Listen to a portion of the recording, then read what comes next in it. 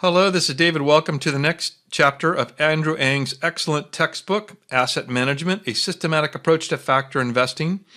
I hope that you viewed the previous video, which was on Chapter 6. So that was the previous chapter. Chapter 6 was called Factor Theory, because that was the theoretical introduction to this Chapter 7, which is called Factors, and discusses some of the concrete factors, the factors that are popular or common or have been well studied. So that factor theory in the previous video, if you took away one thing from that, I hope it would be really Ng's definition of a factor, which can be counterintuitive.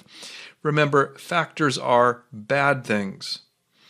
And so they are the premium, the return that's earned due to exposure to a factor is because there is an expectation that there will be a loss during bad times.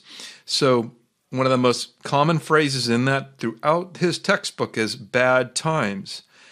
Factors give compensation to investors for what is experienced during bad times. A low beta stock has a low beta and a lower expected return because, not because of its positive attributes, but really because under this theory, a low beta stock experiences less of a loss during bad times. A high beta stock would have higher return because it is expected to experience more of a loss during quote unquote bad times. So now we're into a discussion of some of the concrete factors, and we have 5 learning objectives. You can see they're all qualitative. We don't yet have computations to do in Andrew Ng. So I think that's a pro and a con. A lot of theory continues.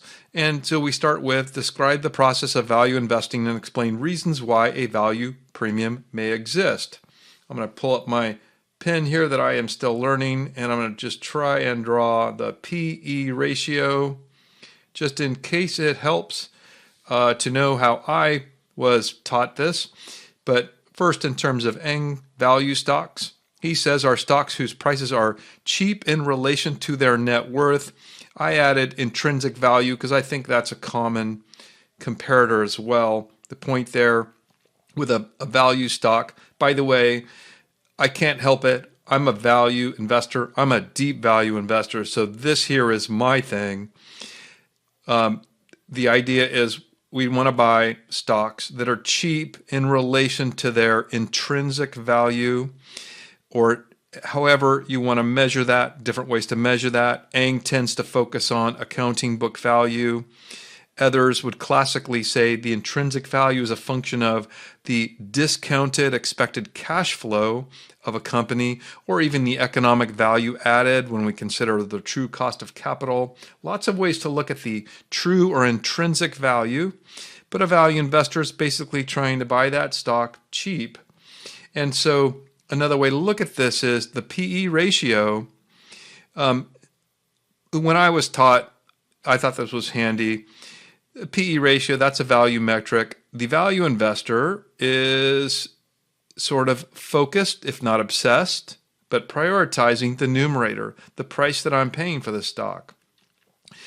A growth stock are stocks whose prices are costly relative to their book value, and so the ratio of their book value to market value will be lower.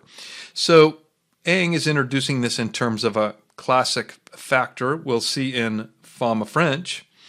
We'll see why it's put this way, but the way that I was taught is that a growth investor is primarily interested in the denominator. They want to see companies who are growing the earnings.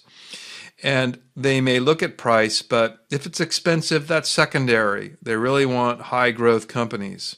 So, and in fact, it's been a very successful strategy depending on the market regime.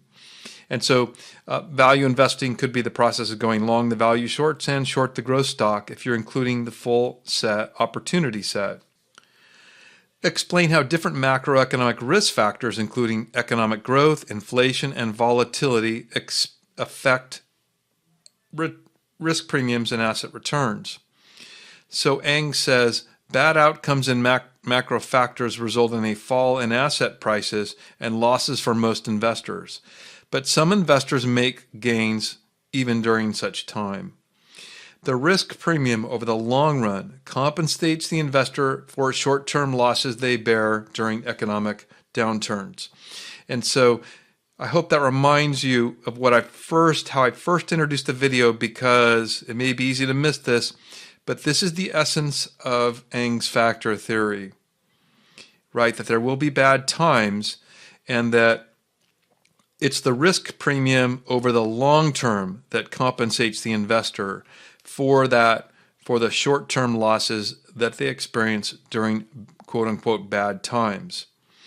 And also that it's the unexpected change or shock to the factor that's more critical than the actual level of the factor. And a good example of this is the level of inflation.